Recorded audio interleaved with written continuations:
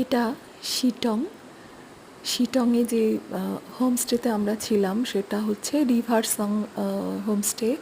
এই রিভারসং হোমস্টেটা একদম নদীর ধারে রয়েছে।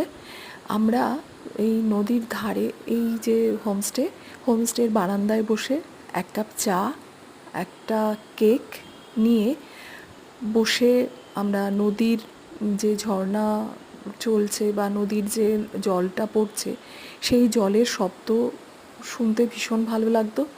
আর আমরা ঘরে বসে নদীর যে বয়ে যাওয়ার যে আওয়াজ সেটা সবসময় শোনা যেত, এমনকি বিছানায় শুয়েও আমরা ওই নদীর আওয়াজ পেতাম। এত সুন্দর জায়গা।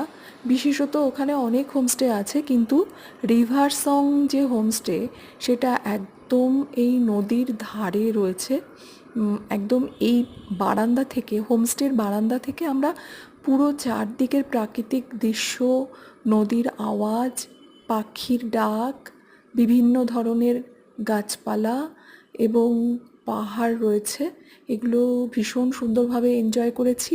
সুতরাং এই হোমস্টেতে থাকার একটা আলাদা অভিজ্ঞতা রয়েছে।